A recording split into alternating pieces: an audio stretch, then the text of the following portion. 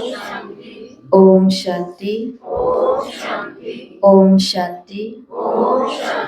तो आज 2 अप्रैल 2026 है, सतगुरुवार का दिन है। बाबा ने कहा, मीठे बच्चे, बाप की ये वंडरफुल हट्टी, बाप की ये वंडरफुल दुकान है, जिस पर सब वैरायटी का सामान मिलता है। उस हट्टी के तुम मालिक हो। इस दुकान के हम कौन है? मालिक है। सब प्रकार का, सब वैरायटी का सामान यहाँ मिलता है और ये दुकान वंडरफुल दुकान है। प्रश्न, इस वंडरफुल दुकानदार की कॉपी कोई भी नहीं कर सकता, क्यों? उत्तर, क्योंकि ये स्वयं ही सर्व खजानों का भंडार है। जो दुकानदार है वंडरफुल, वो खुद ही सब खजानों का भंडार है। ज्ञान का, सुख का, शांति का, पवित्रता का, सर्व चीजों का सागर है। जिसको जो चाहिए वो मिल सकता है। निवृत्ति मार्ग वालों के पास ये सामान नहीं मिल सकता। कोई भी अपने को बाप समान सागर नहीं कह सकते। गीत, तुम्हें पाके हमने जहां पा लिया। ओम शांति।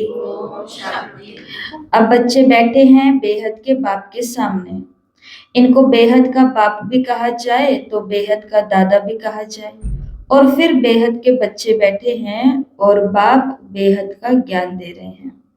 तो बाप बेहद का, दादा बेहद का, बच्चे भी बेहद के और ज्ञान भी बेहद का। हद की बातें अब छूटी। अब बाप से बेहद का वर्षा लेना है, ये एक ही हट्टी ठहरी। मनुष्यों को पता नहीं कि हम क्या चाहते हैं। बेहद के बाप की हट्टी बहुत बड़ी है और ये दुकान बहुत बड़ी है। कितनी बड़ी है? 137 देशों में ये दुकान इतनी बड़ी है, जिन्होंने 7 समुद्रों को भी पार कर लिया, अलग अलग द्वीपों में पहुंच गए, अलग अलग गांवों में पहुंच गए, अलग अलग शहरों में, हर भाषा में ये दुकान खुली हुई है। तो बाबा ने कहा, बेहद के बाप की ये हट्टी बहुत बड़ी है। उनको कहा जाता है सुख का सागर, पवित्रता का सागर, आनंद का सागर, ज्ञान का सागर। कोई दुकानदार होता है तो उनके पास बहुत वैरायटी होती है, और ये है बेहद का बाप। इनके पास भी वैरायटी सामान है। क्या क्या है? क्या क्या है बताओ? इस दुकान के अंदर क्या क्या सामान मिलता है?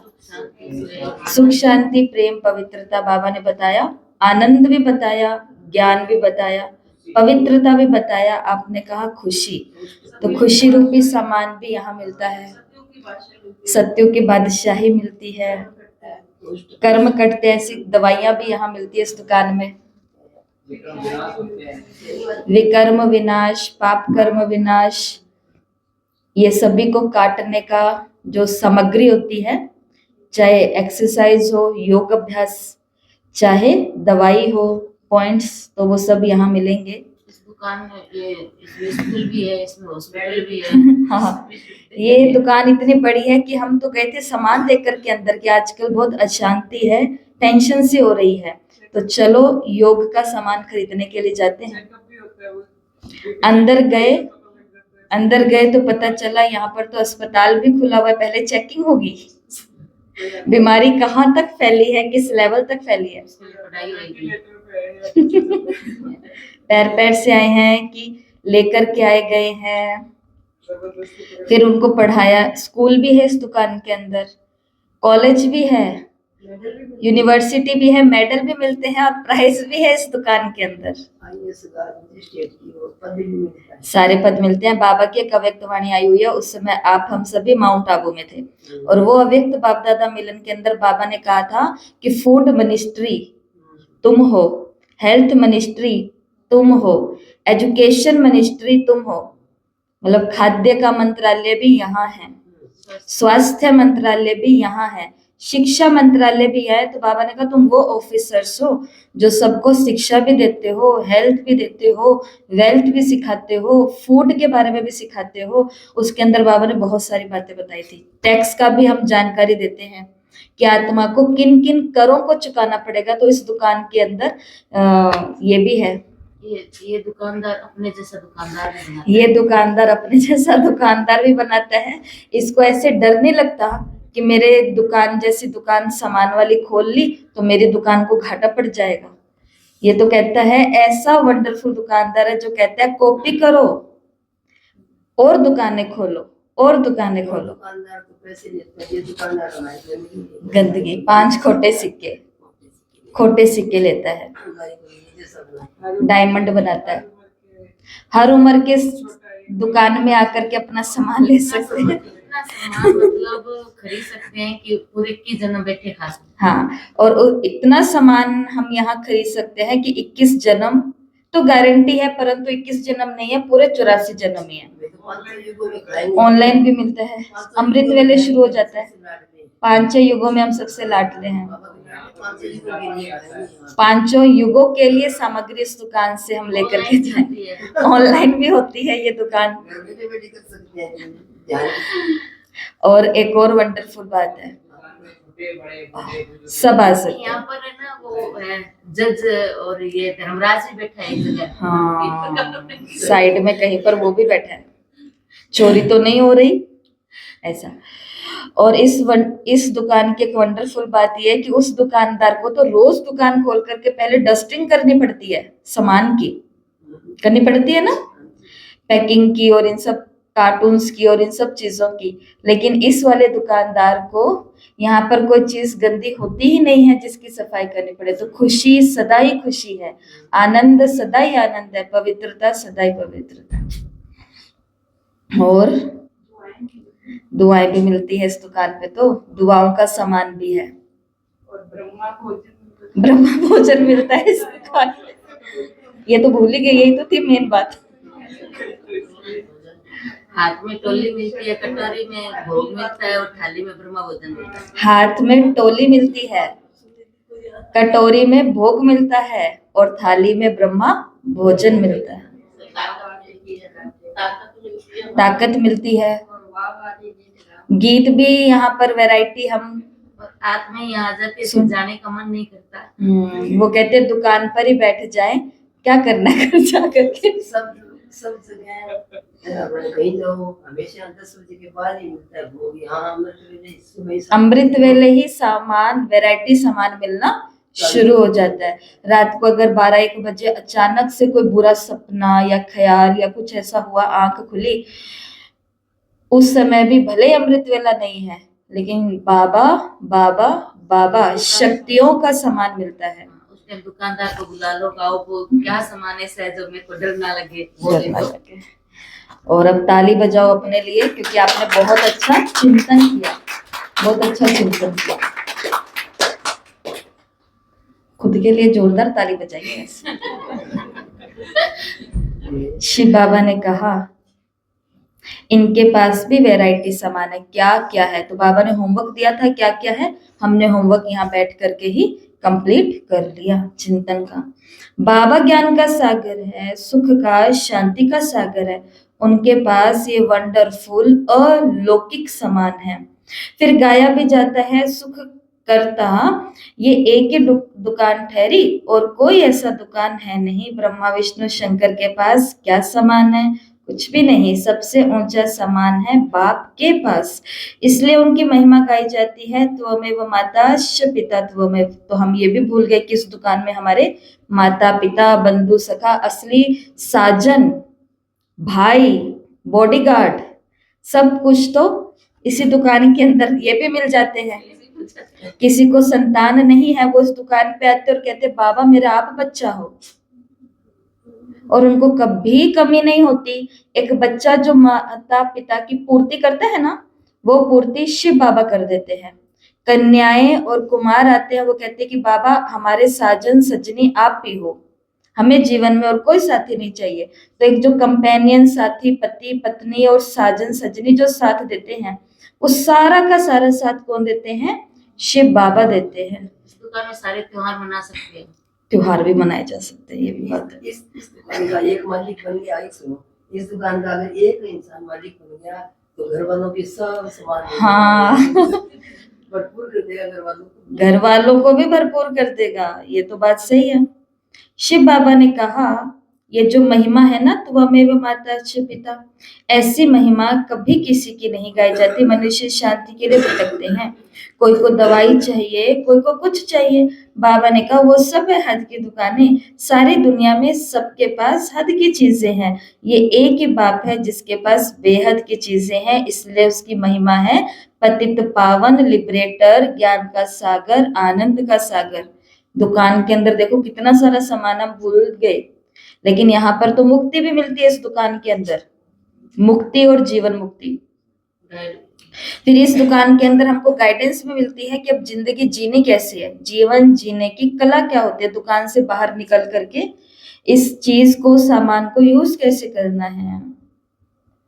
तो वैरायटी चीजें हैं, ये सब वैरायटी वक्खर है, वैरायटी सामान है। लिस्ट लिखेंगे तो बहुत हो जाएगी। तो ये दुकानदार कभी भी बुलाओ, घर बैठे बुलाओ आ जाएगा। जिस बाप के पास ये चीजें हैं तो बच्चों का हक है उनके ऊपर। हम ऐसा नहीं बोल सकते बाबा आज मेरे को उदासी आ गई, दुकान पर आओ, खुशी खरीदो, खुश हो जाओ। पर दुकान पे तो आना पड़ेगा सामान लेने के लिए। ऑनलाइन सारा काम ऑनलाइन नहीं होता, कभी कभी कई सामान। ये दुकानदार स्टाइल बताता है कि मेरे से सामान लेने के लिए ऐसी विधि होगी। इस दुकान की सबसे बड़ी खासियत ये है कि इसमें जगह कम चाहिए। हाँ, सामान सामान ज्यादा है। कम 3 पैर पृथ्वी में भी ये दुकान खुल सकती है। बाबा ने कहा लिस्ट बनाओ ना, हम बनाते जा रहे हैं। बाबा ने कहा बहुत बड़ी लिस्ट हो जाएगी। जिसके पास जिस बाप के पास ये चीजें हैं तो उधर बच्चों का हक है उन पर, परंतु ये किसी की बुद्धि में नहीं आता कि जब ऐसे बाप के हम बच्चे हैं तो बाप की चीजों के हम मालिक होने चाहिए। बाप आते ही हैं भारत में, बाप के पास जो सब चीजें हैं वो जरूर ले आएंगे। उनके पास लेने लिए जा नहीं सकते। तो मैं इतनी प्योर नहीं हूं कि मैं परम धाम जा सकूं, लेकिन भगवान इतना शक्तिशाली है कि वो परकाया प्रवेश करके पतित दुनिया में, पतित काया में आ सकता है, हम आत्माओं को ऊंचा उठाने के लिए और सब सामान से, चीजों से भरपूर करने के लिए। बाप के पास सब चीजें हैं, वो लेकर के आएंगे जरूर। उनके पास लेने के लिए जा नहीं सकते।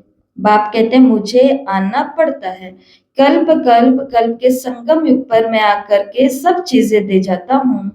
हम जो तुमको वक्खर देता हूँ वो फिर कभी भी नहीं मिल सकता। आधा कल्प के लिए भंडारे भर जाते हैं, ऐसी कोई अप्राप्त वस्तु नहीं रहती जिसके लिए पुकारना पड़े।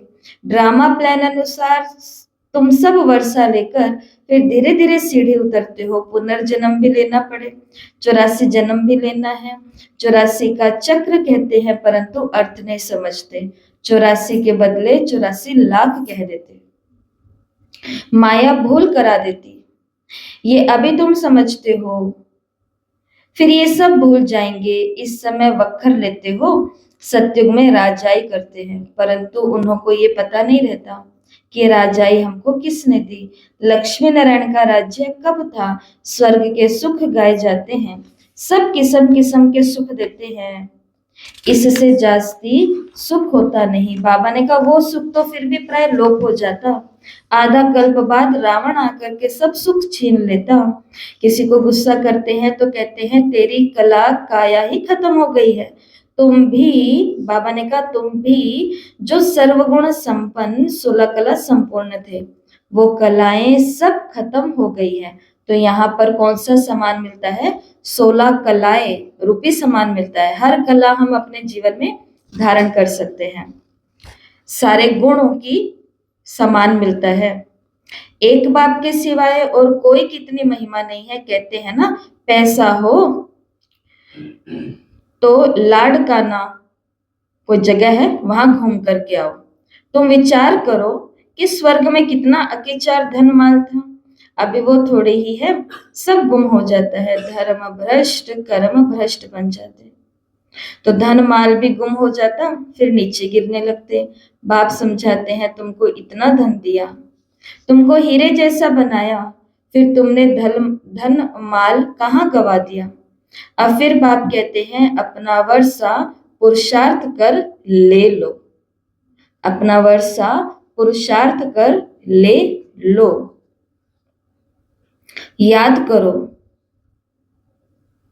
बाबा ने कहा तुम जानते हो बाबा हमको फिर से स्वर्ग की बादशाही दे रहे हैं और कहते हैं हे बच्चे मुझे याद करो, तो तुम्हारे ऊपर जो कट चढ़ी है वो निकल जाए। बच्चे कहते बाबा हम भूल जाते हैं, बच्चे कहते बाबा हम भूल जाते हैं। बाबा को आश्चर्य लगा। बच्चे ने कहा कि बाबा, पहले तो बाबा ने इतना सारा सामान बता दिया, ऊपर से कहा 84 जन्मों के लिए प्राप्ति है, सब कुछ बाबा ने कह दिया। फिर बाबा ने बच्चे को कहा इसके लिए फिर से पुरुषार्थ करो, वर्षा लो। बच्चे कहते बाबा हम तो आपको याद ही करना भूल जाते हैं। अब सुनना बाबा ने क्या कहा। ये क्या? बाबा ने कहा ये क्या बात कर दी, मैं कहाँ की बातें कर रहा हूँ और ये इन्होंने क्या बात कर दी कि हम अपने बाप को याद करना भूल जाते हैं। हम कितने एहसान फरामोश हैं। इसका मतलब यही हुआ ना कि जिस दुकान से हमें कभी सुख मिला, कभी शांति मिली, कभी आनंद, कभी ज्ञान, कभी शक्ति मिली थी, अब उसको खजाने को सबको प्राप्त करके बैठ करके वो कह रहा है मुझे याद भी करना है साथ में, तो हम क्या बोल देते हैं बाबा भूल गए। लेकिन वर्षा लेना नहीं भूलते, लक्ष्मी नारायण बनना नहीं भूलते। आज भी बाबा मेरा ये काम पेंडिंग पड़ा है, आपको ही करना, मुझे नहीं पता, लड़ाई कर लूंगी मैं आपसे, ये नहीं भूले। लेकिन बाबा ने कहा ये क्या? बाप कन्या जब शादी करती है पति को भूलती है क्या? बताओ कौन यहाँ भूली हुई है? और उन्होंने इसमें से क्या चीज दे दी? दिया। या अब कहीं कोई नाराज ना हो जाए इसके लिए दूसरी बात भी बोल देती हूँ कि अगर पति भी यहाँ बैठे हैं, जैसे भाई भी यहाँ बैठे हैं, वो भी अगर सोचे कि इसने भी मुझे क्या दिया, तो वास्तव में किसी ने किसी को कुछ नहीं दिया। ये तो रिश्ता बना है हिसाब किताब के लिए, दुनिया में कुछ अच्छा दे करके चले जाए, साथी बन करके उसके लिए। लेकिन किसी आत्मा ने किसी को कुछ दिया नहीं है। अगर आत्मा ही किसी को कुछ दे देती थी तो परमात्मा नाम की चीज, हस्ती का कोई मतलब ही नहीं होता था। दिया नहीं है, दोनों आत्माओं ने एक दूसरे से लिया है, प्योरिटी ली है, सुख लिया है, चैन लिया है, खाली किया एक दूसरे को, एक दूसरे के सारे भंडारे खाली कर दिए।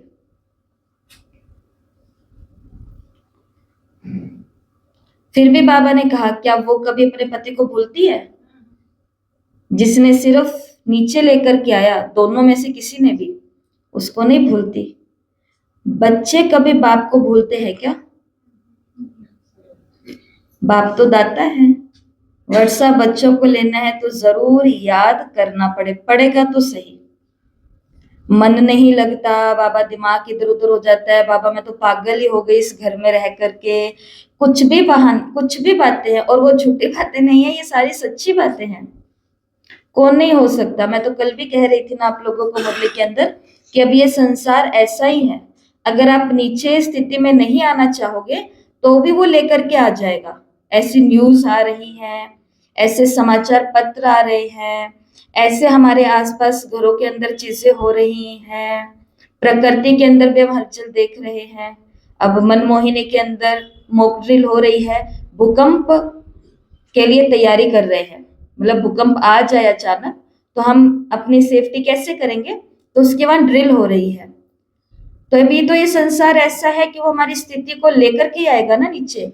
लेकिन फिर भी बाबा ने कहा याद तो जरूर, दुकान से सामान चाहिए तो दुकानदार को याद करना पड़ेगा।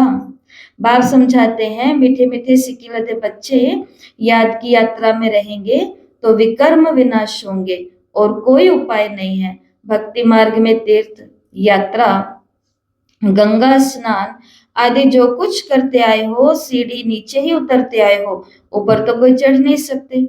लो ही नहीं कहता, सबकी उतरती कला है। ये जो कहते हैं फलाना मुक्ति में गया, बाबा ने कहा सब झूठ बोलते, वापस कोई जा नहीं सकता। बाबा आया है तुमको 16 कला संपूर्ण बनाने। तुम ही गाते थे कि मुझ निर्गुण हारे में कोई गुण नहीं। अभी तुम जानते हो कि बाप गुणवान बनाते हैं। हम भी गुणवान पूज्य थे, हमने वर्षा लिया था 5000 वर्ष हुए। बाप भी कहते हैं कि तुमको वर्षा देकर गए थे।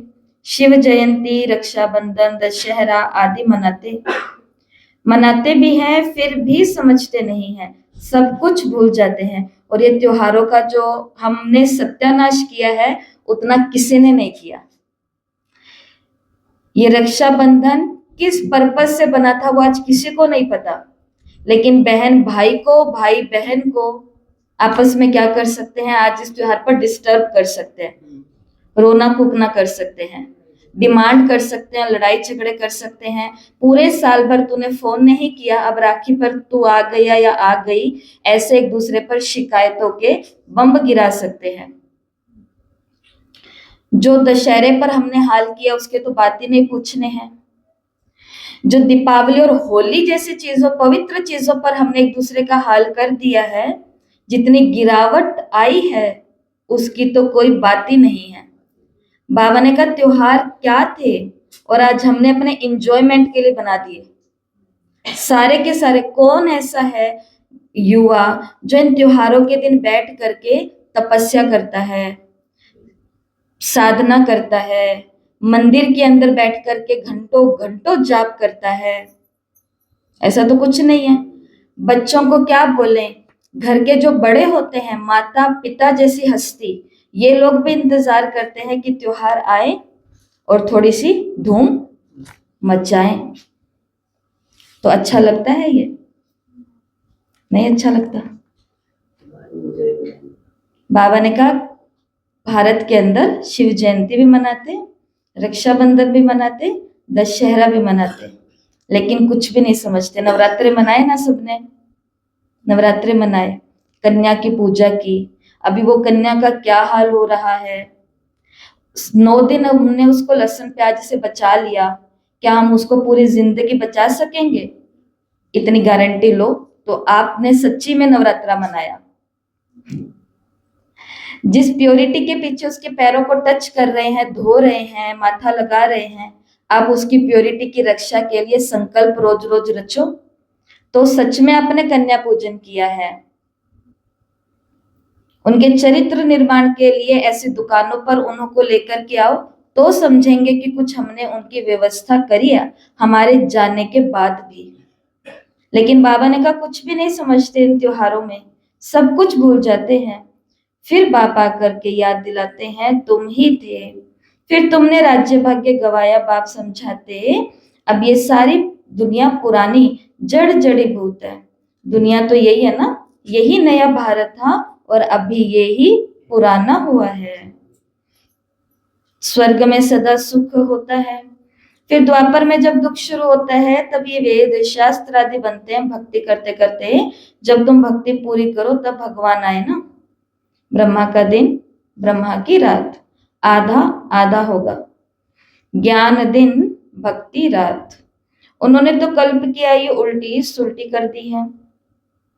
तो पहले पहले तुम सबको बाप की महिमा बैठ सुनाओ। बाप ज्ञान का सागर, शांति का सागर है। श्री कृष्ण को थोड़े ही कहेंगे निराकार पतित पावन सुख का सागर? नहीं, उनकी महिमा अलग है, रात दिन का फर्क है। शिव को कहते ही हैं बाबा, श्री कृष्ण को बाबा अक्षर। कृष्ण बाबा किसने सुना कभी? जचता ही नहीं है। और भोला बाबा, शिव बाबा, ये ही जचता है। तो बाबा ने कहा कि श्री कृष्ण बाबा कभी भी आज श्री कृष्ण बाबा का श्रृंगार करेंगे, अच्छा लगता है? नहीं लगता। भोले बाबा का श्रृंगार करेंगे, अक से, धतूरे से, राख से शोभ जाता है। कृष्ण की महिमा बहुत ऊंची है लेकिन अलग है। निराकार की महिमा बहुत ऊंची है लेकिन कृष्ण से अलग है। तो इसमें छोटे और बड़े की बात नहीं होती है, पहले सीधा पूछ लेते हैं, बस आप बता दो आप किनको बड़ा मानते हो, हम उनको ही मान लेंगे। अभी वो कंडीशन पर आत्माएं आ चुकी हैं, सब तरफ से थकी हुई है ना। उनको कहते हैं हम नहीं कहेंगे कौन बड़ा और कौन छोटा, क्योंकि सब अपने अपने में बड़े ही हैं, लेकिन हम तो बस आपको बताएंगे कि जिस भगवान के लिए हम बैठे हैं ना, वो कौन है, आप चूज कर लेना आपको जो लगता है। बाबा ने कहा कितनी बड़ी भूल कर दी है, फिर छोटी छोटी भूलें कितने 100% भूल गए हैं। बाप कहते हैं सन्यासियों से कभी ये सौदा मिल ना सके, वो तो है ही निवृत्ति मार्ग के, तुम हो प्रवृत्ति मार्ग के, तुम संपूर्ण निर्विकारी थे, वाइसलेस वर्ल्ड थी, ये है वाइसलेस वर्ल्ड। फिर कहते क्या सत्युग में बच्चे पैदा नहीं होते, वहां भी तो विकार था। बाबा ने कहा अरे वो तो है ही संपूर्ण निर्विकारी, संपूर्ण निर्विकारी फिर विकारी कैसे हो सकते, फिर सत्युग में इतने सब मनुष्य हो, ये कैसे हो सकता। बाबा ने कहा वहां इतने मनुष्य थोड़े ही होते हैं, भारत के सिवाय और कोई खंड नहीं है। तो भारत अभी इतना है, बहुत सारे हैं, अभी युद्ध लगेंगे, बहुत कुछ इस संसार के अंदर आपदाएं आएंगी, तो भारत बड़ा हो जाएगा, मतलब कि सब जगह पानी पानी हो जाएगा और ये खंड बड़ा हो जाएगा, ऐसा होएगा। भारत के सिवाय और कोई खंड नहीं होंगे, वो कहते भी हैं हम नहीं मान सकते, दुनिया तो सदैव भरी हुई ही रहती है। बाबा ने कहा कुछ भी नहीं समझते। बाप समझाते हैं कि भारत गोल्डन एज था, अब तो आयरन एज पत्थर बुद्धि है। अब तुम बच्चों ने ड्रामा को समझ लिया, गांधी आदि सब राम राज्य चाहते थे, परंतु दिखाते हैं कि महाभारत लड़ाई लगी, बस फिर खेल खत्म, फिर क्या हुआ, कुछ भी नहीं दिखाया। तो बाप बैठ ये समझाते हैं, ये तो बिल्कुल सहज है, शिव जयंती मनाते तो जरूर शिव बाबा आते हैं, वो है हेवनली गॉड फादर, तो जरूर हेवन के गेट खोलने आएंगे भी तब जब हेल होगा, हेवन के द्वार खोल हेल के बंद कर देंगे, तो स्वर्ग का गेट खोल करके बाबा नरक का दरवाजा बंद कर देंगे। हेवन के द्वार खुले तो जरूर सब हेवन में आएंगे। ये बातें कोई डिफिकल्ट नहीं है, महिमा सिर्फ एक बाप की है, शिव बाबा की ये एक ही हट्टी है, शिव बाबा की ये एक ही दुकान है, वो है बेहद का बाप। बेहद के बाप द्वारा भारत को स्वर्ग का सुख मिलता है, बेहद का बाप स्वर्ग स्थापन करता है, बरोबर बेहद का सुख देता है।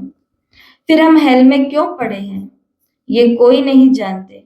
बाप समझाते हैं कि तुम ही थे, फिर तुम ही गिरे हो, देवताओं को ही 84 जन्म लेने पड़े हैं, फिर आकर के अभी पतित बने हैं, उनको ही फिर पावन बनना है। बाप का भी जन्म है तो रावण का भी जन्म होता है, ये किसी को भी पता नहीं। कोई से भी पूछो रावण को कब से चलाते हो, तो कहते हैं वो तो अनादि से चलाता है। बाबा ने कहा ये सब राज बाप समझाते हैं, उस बाप की ये एक ही हट्टी की महिमा है, सुख शांति पवित्रता मनुष्य से मनुष्य को नहीं मिल सकती, सिर्फ एक को थोड़ी शांति मिली थी। ये झूठ बोलते हैं कि फलाने से शांति मिली, अरे शांति तो मिलनी है शांति धाम में, यहाँ तो एक को शांति होगी तो दूसरा अशांत करेंगे तो शांति कैसे रहेगी एक को शांति मिलेगी, दूसरा उसको अशांत कर देगा तो उसको शांति कैसे हुई। तो शांति तो बाबा ने कहा जो है वो कहाँ होगी, शांति धाम में। ध्यान से सुनना, सुख शांति पवित्रता सब चीजों का व्यापारी एक ही शिव बाबा है। इसलिए बाबा कहते हैं कोई विरला ही है जो ऐसा व्यापार कर सकता है। लोग कहते हैं कि ये देखो इनका बढ़िया है, सबने अपनी अपनी दुकानें खोली हुई है, आज बाबा की पूरी मुरली दुकान पे चलिए, हाँ जी खोली हुई है, हिम्मत है तो आप खोल के दिखाओ हिम्मत है तो खोल के दिखाओ। साल में 1 और 2 और 3 और 4 और 10 दिन भी 12 मास में 12 प्रोग्राम अपने घर करके देखो, उतने में हमें पता चल जाएगा 4-5 दिन पहले, 4-5 दिन बाद में हमारी तबीयतें खराब हो जाती हैं। घर की पूरी व्यवस्था हमारी उलट पुलट हो जाती है। घर वालों को कितना मनाना पड़ता है, कितना कुछ करना पड़ता है। अगर 12 मास में 12 दिन भी हमने अपने घर ये दुकान खोली तो। शिव बाबा है बेहद का व्यापारी, और कोई विरले ही हैं जो ऐसी दुकान को खोल सकते हैं। तो उनकी भी हमें क्या करनी चाहिए? रिस्पेक्ट करनी चाहिए ना, रिस्पेक्ट करनी चाहिए। एक एक सेवा स्थान जो भगवान ने बनाया है वो उसकी क्या बोलते हैं, जैसे कोई मैप के ऊपर निशान बना करके रखते हैं। एक मुझे अपना शोरूम यहाँ खोलना है, एक शोरूम यहाँ खोलना है, एक शोरूम यहाँ खोलना है। तो भगवान ने ब्रांचेस, तो भगवान ने ये जो अपनी शाखाएं खोल रहा है और खोलता ही जा रहा है और खुलवाई है, उसने भी निशान बना करके रखे हैं, उसने भी निशान बनाए हुए हैं। यहाँ इस टाइम इस आत्मा के द्वारा ये दुकान खुलेगी, यहाँ इस टाइम इस आत्मा के द्वारा ये दुकान खुलेगी। तो लीला सारी किसकी है? उस लीलाधर की है। लेकिन हमारी आंखें चमड़ी की है ना, आदत पड़ी हुई है, चमड़ी को ही देखने की आदत पड़ी हुई है। तो दुकान को भी नहीं देख पा रहे हैं और व्यापार करने वालों को भी नहीं देख पाते हैं। कभी कभी कोई कोई, बाबा ने कहा उनसे आकर के करो व्यापार कोई, उसको कहा जाता है सौदागर। पवित्रता, सुख, शांति, संपत्ति सब कुछ उनके पास है। अप्राप्त कोई वस्तु नहीं है। स्वर्ग का तुम राज्य पाते हो, बाप तो देने आए हैं, लेने वाले ही लेते लेते थक जाते हैं। कितने कमाल की बात है ना, लेने वाले ही लेते लेते थक जाते हैं, बाकी वो तो आया है देने के लिए। मैं आता ही हूं देने के लिए। ध्यान देना, बहुत अच्छे से ध्यान देना, बाबा कुछ कह रहे हैं। मैं आता हूं देने के लिए और तुम ठंडे पड़ जाते हो लेने में, ढीला ढाला, सुस्ती वाला। ठीक है, बढ़िया चल रहा है। बच्चे कहते हैं बाबा माया के तूफान आते हैं। अव्यक्त मूल्यों को पढ़ो, बाबा बताएगा माया होती नहीं है कुछ। बाबा कहेगा तुम्हारे कमजोर संकल्प है, उमंग तुम्हें नहीं आ रहा है, करने की इच्छा तुम्हारे अंदर खत्म हो गई है, और दोष किस पे डाल देते हैं? माया पर। जबकि योगी के पास तो माया आएगी तो उसको एक और विक्ट्री दिलवाने के लिए, विजय प्राप्त कराने के लिए आएगी, ऐसे ठंडा कराने के लिए थोड़ी ना आएगी। बच्चे कहते हैं बाबा माया के तूफान आते हैं। बाबा कहते हैं हाँ, पद भी तो ऊंचा पाना है। पद ऊंचा पाना है तो अगर एक बच्चा फर्स्ट क्लास में है और वो कहे हे भगवान मेरा कभी पेपर ही ना हो, हे भगवान कभी पेपर ना हो, हे भगवान कभी पेपर ना हो, उसके साथ ही कॉलेज को कंप्लीट कर लेंगे और वो कौन सी क्लास में बैठा रहेगा? 18 साल का हो जाएगा, 20 साल का हो जाएगा तो भी पहली क्लास में होगा, क्योंकि उसने भगवान से क्या वरदान ले लिया? कभी पेपर ही ना हो। अच्छा लगेगा? 25 साल का जवान बच्चा, उससे पूछो हाँ जी बेटा आप कौन सी क्लास में पढ़ते हो? वो आंटी मैं पहली क्लास में पढ़ता हूँ। कैसा लगेगा सुन के? क्योंकि उसने खुद ये चूज किया है। क्यों नहीं दिए पेपर? क्यों आनाकानी करी पेपर देने में? क्यों जिस दिन पेपर होते थे उस दिन भाग जाता था? क्यों छुप जाता था? क्यों पेट में दर्द हो जाता था? तो अब वो गए हैं डिग्री को कंप्लीट करने से भी आगे, और ये बता रहा है कि मैं कौन सी क्लास में? पहली। लास्ट में ऐसे हालात से ना गुजरना पड़े, इसलिए बाबा ने कहा ठंडा नहीं होना, एकदम जोश में पेपर देना है। जैसे ये हमारे होते हैं ना फौज के अंदर भाई बहने है ना, आर्मी कौन सी? जो ये LOC वाले होते हैं, बॉर्डर वाले होते हैं, इनका खास बाकी सबका ही है। आर्मी एक चीज ऐसी, चाहे थल पर रहने वाले हैं, चाहे जल पर रहने वाले हैं, चाहे वायु सेना है, इन सभी ये लोग से कोई भी इंटरव्यू होता है ना, जब देखते हैं इनकी बातें अनुभव सुनते हैं तो ये क्या बोलते हैं कि मेरे अंदर एक आग है, फायर। वो कहते हैं मेरे अंदर एक आग है, अपने राष्ट्र की रक्षा करनी है, मेरे अंदर आग है दुश्मन का खात्मा करना है, मेरे अंदर आग है कि उस जगह जाकर के अपने देश का झंडा लहराना है। हमारे अंदर भी क्या होनी चाहिए? फायर, आग होनी चाहिए कि बाबा का उस एरिया में झंडा नहीं लगा हुआ, मैं लगा के आऊंगी। वो घर के अंदर सारे सुस्त पड़े हैं, उधर जाकर के मैं बाबा का परिचय देकर के आऊंगी। उन बेहोश आत्माओं को, उन मूर्छित आत्माओं को मैं संजीवनी बूटी देकर के सोचे। अंदर में क्या होनी चाहिए? बोलो जरा, ये भी थोड़ा ठंडे होकर के मत बोलना। आ गए जी से। हाँ, अंदर में वो बल, वो शक्ति, वो ज्वाला, ज्वाला देवी की ऐसी पूजा नहीं हो रही। धरती पर कलयुग अंत में जब भगवान अपना कार्य करने, दुकानें खोलने आया था, तो इन दुकानों में से कुछ दुकानदार ऐसे थे जिनके अंदर सदा एक आग जलती थी, ज्वाला जलती थी कि मुझे कुछ करना है, मुझे कुछ करना है, मुझे कुछ करना है। जो मैंने पाया वो मुझे सबको देना है, भरपूर करना है, बाबा का नाम करके जाना है। तो वो ज्वाला देवी की पूजा हो रही है आज तक। लोगों को ही नहीं समझ आ रहा कि ये ज्वाला निकल कहाँ से रही है, बस आ रही है। वो मात्र दर्शन करने से खुश हो जाते हैं, हम ज्वाला माता की, ज्वाला देवी के दर्शन करके आए। लेकिन कुछ हस्तियां हैं इस धरती पर जो आज ज्वाला की तरह भगवान का वो काम जगाने का कर रही हैं, चेतन में है, चैतन्य में है। शिव बाबा ने कहा, बच्चे कहते बाबा माया के तूफान आते हैं, बाबा कहते हाँ बच्चे, ऊंचा पद पाना है ना। तो जिसको अपना पद ऊंचा पाना है, डिग्री को कंप्लीट करना है, कौन सी डिग्री? डेटी, देवी देवताओं की दुनिया में जाना है ना, तो ये डिग्री हमें लेनी पड़ेगी। ज्वालामुखी बने तो माया तो भस्म हो जाएगी। माया तो अपने आप भस्म होगी। स्वर्ग के मालिक बनते हो, ये कम बात है क्या? तो मेहनत करनी है, श्रीमत पर चलते रहो। वक्र जो मिलता है वो फिर औरों को भी देना पड़े। उधर तो सामान लेके आते हैं, अपने घर के अंदर यूज कर लेते हैं। इधर जो सामान मिलता है, बाबा ने कहा बांटो। ये सामान रखने के लिए नहीं है, यहाँ वाला सामान बांटने के लिए है। दान करना पड़े, पवित्र बनना है तो 5 विकारों का दान जरूर देना है, मेहनत करनी है। फिर से बाबा ने कहा, बाप को याद करना है तभी कट उतरेगी, मुख्य है याद। प्रतिज्ञा भल करो कि शिव बाबा, हम विकार में कभी नहीं जाएंगे, किसी पर क्रोध नहीं करेंगे, परंतु याद में जरूर रहना, नहीं तो इतने पाप कैसे विनाश होंगे। बाकी नॉलेज तो बड़ी सहज है, 84 का चक्र कैसे लगाया ये किसी को भी तुम समझा सकते हो। बाकी याद की यात्रा में मेहनत है। भारत का प्राचीन योग मशहूर है, क्या ज्ञान देते हैं? तो बाबा क्या ज्ञान देते हैं? मन मनाभव और मामेकम याद करो तो तुम्हारे विकर्म विनाश होंगे। बाबा ने कहा, तुम गाते भी थे कि आप जब आएंगे तो और संग तोड़ आप एक संग जोड़ेंगे।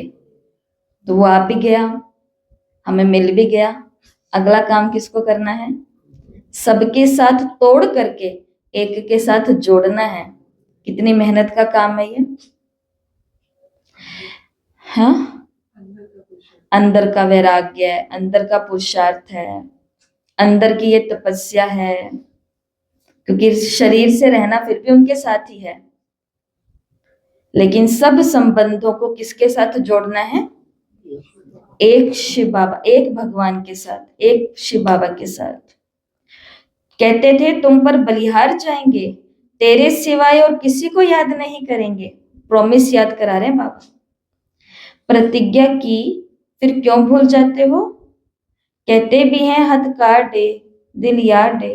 तो बाबा ने कहा कर्म योगी तुम हो, धंधादी करते बुद्धि योग बाप से लगाना है। माशुक बाप खुद कहते हैं तुम आशिकों ने आधा कल्प याद किया है, अब मैं आया हूं मुझे याद करो।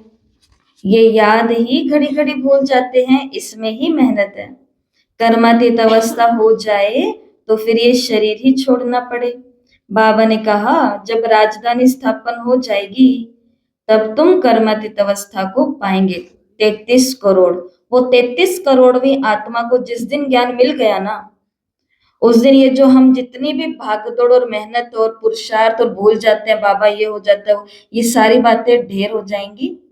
उस समय जिसने जितना किया है उतना अपना सामान इकट्ठा करके झोली भर के, देखो सामान तो इतना सारा है, बाबा ने आज मुरली में बताया, और लिस्ट सभी बना सकते हैं अपने अपने घर जाकर के चाहे तो। सामान तो बहुत सारा है, दुकान पर भी पहुंच गए, दुकानदार ऊपर से हमारा अपना ही निकला, वो कह रहा है सामान भी फ्री में है, सारा ले जाओ। प्रॉब्लम एक जगह आ जाती है, थैला ही नहीं लेकर के आए, उधर थैले नहीं मिलेंगे, झोली अपनी ही लेकर के जानी पड़ेगी, झोली अपनी ही लेकर के जानी पड़ेगी, बुद्धि रूपी झोली। उसके अंदर छेद हुए हुए हैं दुनिया जहान के, इसको याद उसको याद, इसका वो मेरा वो तेरा वो, ऊपर नीचे आगे पीछे ना जाने कहाँ कहाँ। सामान भी ले सकते हैं, चॉइस भी है, टाइम भी है। देने वाला भी कह रहा है तुम लेते लेते थक जाओगे, पर मैं देता देता नहीं थकने वाला। लेकिन प्रॉब्लम कहाँ आ गई? योग के धागे सुई से अपनी झोली को कभी भरा ही नहीं। योग, ये धागा और ये चाहिए सुई, सिलाई के लिए तो धागा और सुई चाहिए। तो योग और सेवा रूपी धागे सुई से हमने अपनी झोली को सिला ही नहीं, सेवा में बिजी रहे नहीं। योग लगाते समय माया याद आ गई, माया आ गई, झोली सिली नहीं गई, झोली सिली नहीं गई तो ऊपर से सामान भरते जा रहे, नीचे से लीक होता जा रहा। इतने में समय घंटी बज जाएगी, दूसरी घंटी फाइनल घंटी बज जाएगी कि चलो भाई ट्रेन अब रवाना हो रही है, जितना जितना जिसने अपनी झोली भरी है बैठो और निकलो, परम धाम की ओर जाना है। चढ़ते समय बैठे कि अरे वाह मैं भी सब झोली भर के लाई, मैं भी भर लाई। फिर इधर उधर देखते देखते अपनी झोली देखी, अरे मेरा सारा सामान कहाँ गया। अब पछताए होत क्या जब चिड़िया चुग गई खेत। अब तो ट्रेन निकल गई, अब खून के आंसू, पश्चाताप के आंसू, प्रायश्चित के आंसू। इसके लिए थोड़ी अपनी रुक करके झोली पर भी ध्यान देना है कि भाई मैं जो इतने साल से ज्ञान में चल रही हूं, तो चरित्र निर्माण हो भी रहा है या नहीं। कल बाबा ने कहा पाप कितने किए चेक करो, फिर बाबा ने कहा पुण्य कितने किए ये भी चेक करो। क्योंकि बच्चे क्या करते हैं, बाबा मैंने तो कोई पाप नहीं किया, चलो साफ हूं। पुण्य कितना किया वो भी साफ हो, कहते हैं हम फ्रिज साफ कर देंगे। फिर माँ बाप बच्चों को कहते हैं साफ करना है, टोटल साफ नहीं करना, वो वाली बात हो जाती है। तो ये अच्छा चिंतन है। जब राजधानी स्थापन हो जाएगी तो तुम कर्मातीत अवस्था को पाओगे, तब तक अभी सभी पुरुषार्थी, अभी समय है। इधर उधर ना देखने के बजाय मैं कितना दान कर सकती हूँ वो देखो, मैं कितना पुण्य कर सकती हूँ वो देखो, मैं अपनी हड्डी सेवा कितनी दे सकती हूँ वो देखो, मैं दूसरों को बाप का परिचय कितना दे सकती हूँ वो देखो, मैं भगवान की इस दुकान में कितनों को ला सकती हूँ वो देखो। बजाय ये क्या कर रहे हैं, बजाय ये क्या कर रहे हैं। क्योंकि झोली से हमको कोई कुछ नहीं देने वाला। यहाँ पर कितने भी हम अपने रिश्ते बना लें, लेकिन जब देने लेने की बात आती है वो कहेंगे ना भाई हमें भी आगे सत्युग में जाना, अपना हमने इकट्ठा किया इतना। और आत्मा भूल जाएगी उस समय, किसी को भी नहीं याद करेगी। इतने में धाम आ जाएगा, बस यही होगा। सबसे जास्ती मम्मा बाबा याद करते हैं, सूक्ष्म वतन में भी वे देखने में आते हैं। बाप समझाते हैं मैं जिसमें प्रवेश करता हूँ वो बहुत जन्मों के अंत वाला जन्म है। श्री कृष्ण की आत्मा के बहुत जन्मों के अंत वाला जन्म। तो कृष्ण की आत्मा हमको मिली है, उसके साथ बाबा बोलते हैं ना कि चटक जाना चाहिए। कोई किसी को बता दे कि आपके फलाना फलाना जो रिश्तेदार थे जिससे आप बहुत ज्यादा स्नेह रखते थे, वो देखो यही आत्मा वो वापस आ गई। अब हमें वो अपने बच्चे नहीं दिखेगी, अपना बच्चा नहीं दिखेगा, हम उसका मान मनवार कैसे करेंगे? अरे वो आत्मा ही है, वो आत्मा ही है। ऐसे तो जिसमें प्रवेश किया है, अब सुई धागा भी इधर उधर हो जाता है, छोटी छोटी सुई धागे उसको संभालते नहीं है, उसको संभालते नहीं है। याद और सेवा का तो ऐसे हम समझ लेते कि कोई बात नहीं, चलते फिरते कर ही रहे हैं, याद ही है। कल बड़ा अच्छा राजकुमार भाई जी ने चिंतन मुझे बताया। हम चर्चा कर रहे थे मुरली के ऊपर ही, जैसे बैठते हैं तो थोड़ी मुरली को समझ लेते हैं कि क्या बातें आई थी और क्या क्या बातें हुई थी। तो उन्होंने बड़ा अच्छा कहा कि कल हम मनसा सेवा की बात कर रहे थे ना, कि मनसा सेवा करने, फिर मैंने आगे से एकदम इस बात को काट दिया था कि भाई मनसा सेवा कोई करी थोड़ी ना जाती है, सांस आ रही है और जा रही है, सांस ली और छोड़ी नहीं जाती है, वो तो जीवन का हिस्सा बनी हुई है, वो है तो हमारा जीवन है। तो मनसा सेवा तो ऑटोमेटिक हमारे वाइब्रेशन रेडिएट हो रहे हैं, इस संसार को प्रकंपन पहुंच रहे हैं। तो उन्होंने अच्छी बात कही, उन्होंने कहा कि देखो, मतलब मुझे कहा कि देखो, जब सारी सेवाएं दिन में कर लेना, उसके बाद में होती है लास्ट में मनसा सेवा। अभी तक हमने कोई सेवा नहीं की, ना कर्मणा की, ना वाचा की, ना धन की, ना सामग्री की, कुछ भी नहीं किया, ना संबंध संपर्क की, कुछ भी सेवा नहीं की, और कौन सी सेवा के लिए बैठ गए। फिर मैंने भी सोचा बात तो सही है, क्योंकि मनसा सेवा जब हम करने के लिए बैठते हैं तो हमारे आगे कुछ लोग आते हैं, मैंने किसी का कुछ किया ही नहीं, तो किसकी मनसा सेवा कर रही हूं मैं। इसका मतलब मैं अपने स्वार्थ के लिए अपने घर के 2-4 जनों की ही मनसा सेवा कर रही हूँ। तो ये मनसा सेवा होगी, लेकिन जो हम सोच करके बैठे हैं ना कि मैं मनसा सेवा कर रही हूँ, ये वो मनसा सेवा, मैं गलत तो नहीं कह रही, ये चिंतन हमने आगे सोचा कि बात तो सही है। मनसा सेवा के अंदर हमारे, अब हम अमृत वेले बैठते हैं, सब पूछते हैं अमृत वेले क्या करना है, हम भी कभी पूछते थे कि अमृत वेले क्या करना होता है, नींद आ जाती है, क्या करें क्या ना करें। लेकिन जब इतने सालों से सेवाओं में होते हैं, आत्माएं हर दिन मिलती हैं, प्रॉब्लम शेयर होती है, अच्छी बातें भी होती है, माड़ी बातें भी होती हैं, अमृत वेले वो ऑटोमेटिक आत्माएं सामने आ जाती है। तो मेरे को इनकी बात सही लगी कि मनसा सेवा तो बिल्कुल तब जाकर के होती है जब पहले सारी सेवाएं हमने कर ली है, तब खींच होती है ना उस सेवा की। बाबा ने कहा ये कौन है, सारा दिन 4-5 बजे तक सेवा होती थी, रात को ही रात को देखो, रात को ऑटोमेटिक ही जब बैठते थे तो वो सभी आत्माएं याद आती थी कि बाबा उन सब के ऊपर छत्र छाया बने हुए, वो सब अपने अपने सेंटर में पहुंच रहे हैं, क्योंकि पहले पूरा दिन उधर लगा है, ऐसे होता है। तो जिसमें प्रवेश किया ना, ये साधारण, इनसे दृष्टि लिया करो, ये साधारण नहीं है, ये कृष्ण के अंतिम जन्म की आत्मा है, कृष्ण की ही आत्मा है, अंतिम जन्म है। वो भी पुरुषार्थ कर रहे हैं, कर्मातीत अवस्था में अभी कोई पहुंच नहीं सकते, कर्मातीत अवस्था आ जाए तो फिर तो ये शरीर ही नहीं रह सकता। बाबा तो बहुत अच्छी रीति समझाते हैं। अब समझने वालों की बुद्धि पर है, समझाने वाला पूरा जोर लगा रहा है, अब समझने वालों की बुद्धि पर है। हेवनली गॉड फादर तो एक ही है, उनके पास ही ज्ञान का सारा वक्खर है, वही जादूगर है। तो इस दुकान के अंदर कौन बैठा है, एक जादूगर भी बैठा है। और कोई से सुख शांति का वर्षा मिल न सके, बाप बहुत अच्छी रीति समझाते हैं, बच्चों को धारण कर फिर धारणा कराना है, जितना धारणा करते हैं उतना वर्षा लेते हैं। देखो बाबा ने क्या कहा, दिन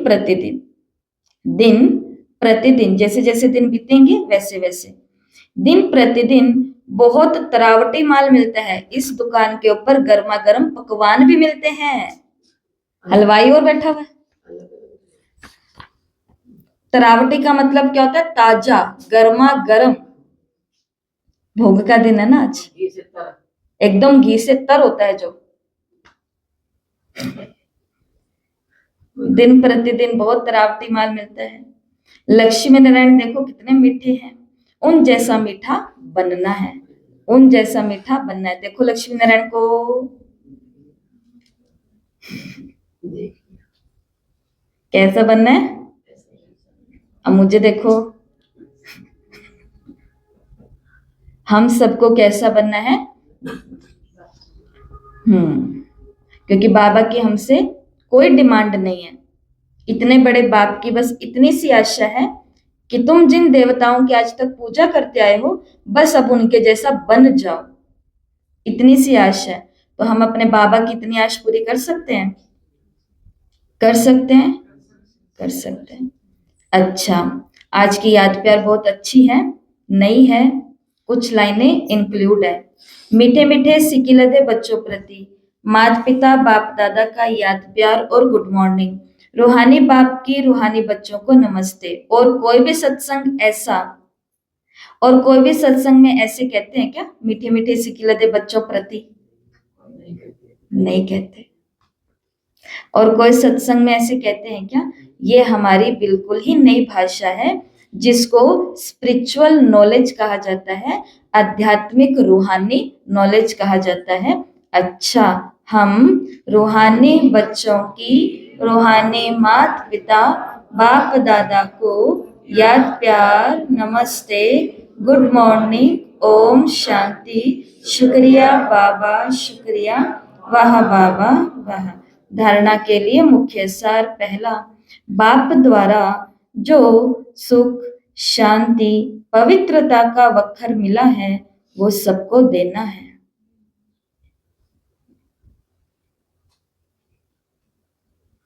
पहले विकारों का दान दे, पवित्र बनना है। बाबा को भी देना है। बाबा को क्या देना है? विकारों का दान देना है, पवित्र बनना है, और फिर अविनाशी ज्ञान धन का दान करना है। दान दोनों करने हैं, बाबा को भी दान करना है और अपने भाई बहनों को भी दान करना है। बाबा को दान करेंगे हम अपनी कमजोरियां, औरों को दान करेंगे ज्ञान धन। दूसरा, देवताओं जैसा मीठा बनना है। जो बाप दादा से प्रतिज्ञा की है, कौन सी प्रतिज्ञा की है? 63 जन्म। आप आओगे तो हम आप पर बलिहार जाएंगे, आप आओगे तो और संग तोड़ हम केवल आपके संग ही जोड़ेंगे। तो बाबा ने कहा जो बाप दादा से प्रतिज्ञा की है उसे सदा याद रखना है और बाप की याद में रहकर विकर्म भी विनाश करने हैं। तो योग को बढ़ाने के लिए कह रहे हैं, क्योंकि मैं आपको बता देती हूँ बाबा की संदली की ओर से कि अब धीरे धीरे जो परिस्थितियां हैं, सिचुएशन है, तो वो आउट ऑफ कंट्रोल होने वाली है, हमारे हाथ में नहीं रहने वाली। उस समय सिर्फ एक ही चीज काम आएगी और वो है अभी का भरा हुआ योग। तो इसलिए मैं, मेरा बाबा और जिस घर की रिस्पॉन्सिबिलिटी अपन को मिली है वो आत्माओं को बाबा की छत्र छाया में रखना, इतना तो हम करें। और जो भी जिसके मन में सेवाओं की लहर उठ रही है, दान पुण्य की उमंग आ रही है, कुछ अंदर में ज्वाला भड़क रही है कुछ करने की सर्विस, तो वो अपने अपने निमित्त से राय करो और उन कार्यों को विजय की ओर लेकर के जाओ। तो बाप की याद में रह करके फिर विकर्म भी विनाश करने हैं। आज प्यारे बाबा ने हम सभी को वरदान दिया है, निमित्तपन की स्मृति द्वारा, निमित्तपन की स्मृति द्वारा अपने हर संकल्प पर अटेंशन रखने वाले, एक एक विचार जो उठ रहा है उस पर ध्यान देना, हर संकल्प पर अटेंशन रखने वाले निवारण स्वरूप भव। तो हम सभी को ना निवारण स्वरूप भव। निमित्त बनी हुई आत्माओं पर सबकी नजर होती है, इसलिए निमित्त बनने वालों को विशेष अपने हर संकल्प पर अटेंशन रखना पड़े। अगर निमित्त बने हुए बच्चे भी कोई कारण सुनाते हैं तो उनको फॉलो करने वाले भी अनेक कारण सुनाते हैं। निमित्त आत्मा आपको कहे मैं आज मुरली नहीं करा सकती क्योंकि मेरा सिर दर्द हो रहा है, तो देखने वाली आत्माएं भी, जिज्ञासु आत्माएं भी क्या कहेंगी कि हम भी आज मुरली नहीं सुनने आ सकते क्योंकि मेरा सिर दर्द हो रहा है। फिर निमित्त आत्मा कहेगी अरे सिर दर्द हो रहा, कोई बात नहीं, गोली खा के आ जाओ, थोड़ी देर आ तो जा सकते थे ना। फिर वो कहेंगे क्यों दीदी, उस दिन आपका सिर दर्द हो रहा था, आपने भी तो मुरली नहीं सुनाई थी। इसलिए जो जिज्ञासु बैठे होते हैं उनको कभी कभी पता ही नहीं होता है कि निमित्त आत्माएं अपने भी शारीरिक किन कष्टों से गुजर रहे हैं, और उसके पीछे यही त्याग, यही कारण होता है, क्योंकि बाबा ने कहा जो आप करोगे आपको देख करके फिर वो सीख जाएंगे। और मैंने कल भी कहा था, अच्छी बातें नहीं सीखेंगे कि दीदी रोज साड़ी पहनते हम भी पहने, वो रोज ऐसा रहते हैं हम भी रहें, वो रोज इतने घंटे सेवा के जीवन में रहते हैं हम भी रहें, उन्होंने सब कुछ छोड़ा हुआ है हम भी करें। लेकिन अपन कौन सी चीजों को फॉलो कर लेते हैं? कमी वाली चीजों को फॉलो कर लेते हैं। तो उस समय सोचो ये पुरुषार्थी हैं, कमी देखो तो क्या सोचो ये भी पुरुषार्थी हैं, कोई बात नहीं। तो निमित्त बने हुए अगर बच्चे भी कारण सुनाते हैं तो उनको फॉलो करने वाले भी अनेक कारण सुना देते हैं। अगर निमित्त बनने वालों में कोई कमी है तो वो छिप नहीं सकती, इसलिए विशेष अपने संकल्प, वाणी और कर्म पर अटेंशन दे, निवारण स्वरूप बनो। तो बाबा के घर आई हुई आत्माओं का, इन निमित्त आत्माओं को क्या करना होता है? निवारण करना होता है। अनेक प्रकार की बातें होती हैं सांसारिक, उसके लिए इनको क्या करना पड़ेगा? अपने संकल्प पर वाणी और कर्म पर विशेष अटेंशन देना है, ऐसा बाबा ने आज वरदान दिया। और आज का स्लोगन है, ज्ञानी तो आत्मा वो है, ज्ञानी तो आत्मा वो है जिसमें अपने गुण व विशेषताओं का भी अभिमान ना हो, अपने गुण और विशेषताओं का भी अभिमान ना हो। इस आत्मा को क्या टाइटल मिलता है? ज्ञानी तो आत्मा, क्योंकि उसको ज्ञान है, ये प्रभु देन है, प्रभु प्रसाद है। उस प्रसाद को हमेशा ऊंचा रखा जाता है, अभिमान में नहीं लाया जाता। और ये है आज के अव्यक्त इशारे, महान बनने के लिए मधुरता और नम्रता का गुण धारण करो। विवरण है, मधुरता का गुण जीवन में तब आएगा जब अपनी और दूसरों की बीती को ना देख अंदर के संस्कारों को सरल और नम्रचित बनाएंगे। सरल चित आत्मा का गुण है ही मधुरता। उनके नैनों से मधुरता, मुख से मधुरता, चलन से मधुरता प्रत्यक्ष रूप में देखने में आती है।